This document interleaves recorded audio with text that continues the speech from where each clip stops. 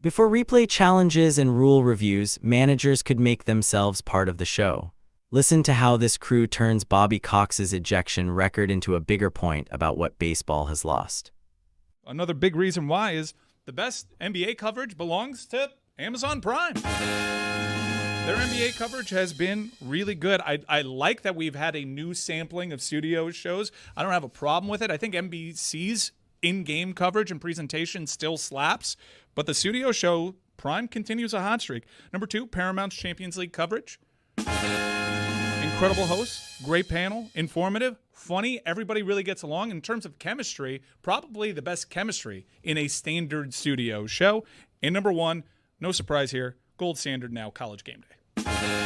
Did you guys talk at all about Amazon just buying 3 Duke basketball games and changing? Basically, Duke's going to do some of what Notre Dame did, which is we're powerful enough as a brand to be just making our own deals, and we're bigger than college basketball. We don't have to be something that exists within college basketball. We'll make our own deal and just give 3 games to Amazon. I was flipping through yesterday and was surprised.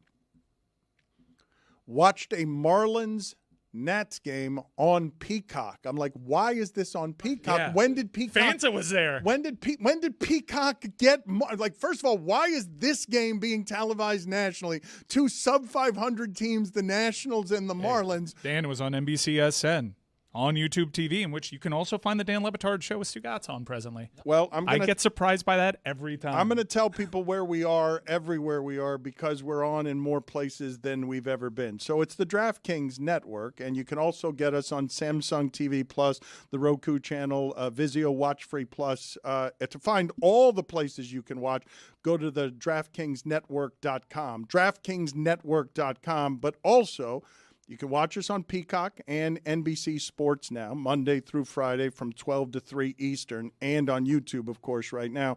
And for podcasts, we're on Apple, we're on Spotify, we're on Amazon Music, and Sirius XM Channel 85. So we're in a lot of places. I'm everywhere. You can get us wherever it is that your menu choices are. I wanted to talk about something here. Bobby Cox represented, now that he has passed away at the age of 84, a dinosaur from another time when the manager mattered in a way the manager will never matter again. And also, I believe he now has an unbreakable record. Tony, can you tell me who is in second place? Because I believe it's going to be one of the most unbreakable records in sports, which is 158 ejections. He was ejected from almost a season's worth of baseball games. Would have loved him to get to that full season mark. That's something he left on the field, I'd say. Number 2, I'd like to know who was second, because that is now over, right? With instant replay, you're just simply that's a good guess. I don't think that we're going to come close. Can you guys find video, please, of Lou Piniella just coming out and grabbing second base and throwing it into center field? Because just get that video of Lou Piniella. But when baseball was baseball. Is there anyone else in triple figures for ejections? Where's McClendon? Second place ever. I'm looking at John McGraw in second place with 131. Bobby Cox, according to a large language model here, Bobby Cox had 162.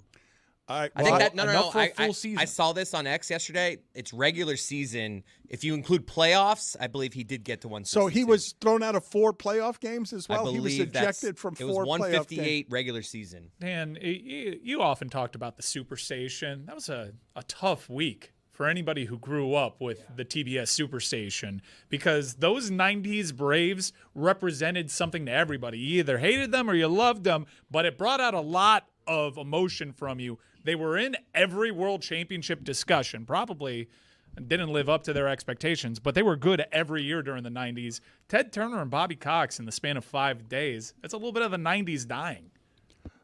The 80s Braves introduced me to cable television. I don't think Ted Turner ever won a Pulitzer. I don't think CNN ever won a Pulitzer, but my information has been wrong. Let me look that up. Hold on. This. I do believe, though, that Ted Turner managed at least one Braves game. He was in the dugout and tried to do ostrich races as well. I believe they had ostriches on the field running around. But that's an unbreakable record now, right? With instant replay, no one will ever get to 158 or 162 ejections again. The correct? next active manager is Terry Francona, and he is currently sitting at 54.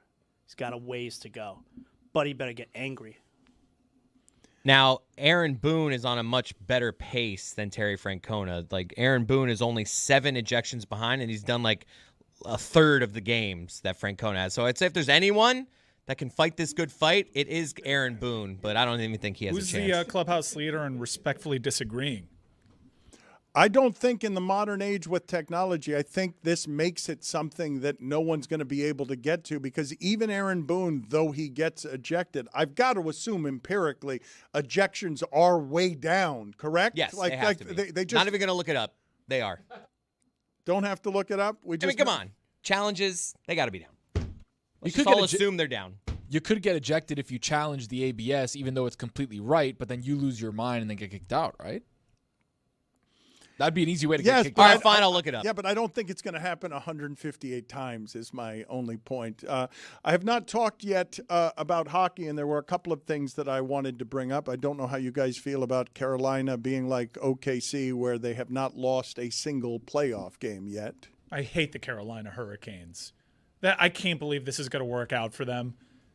Just like, let's just hope Florida gets injured. It actually worked out for them. Yeah. I hate this NHL playoff format that allows Carolina to do exactly what they did last year, by the way, too, and fool everybody that they might be championship good just because they benefit from a bad NHL playoff format that sees them go through the 8 and 7 seeds to get to an Eastern Conference final. The only difference, Dan, is this year in the Eastern Conference final, unlike 2 of the last 3 years, they're not going to run into the Florida Panthers, who would take that ass again.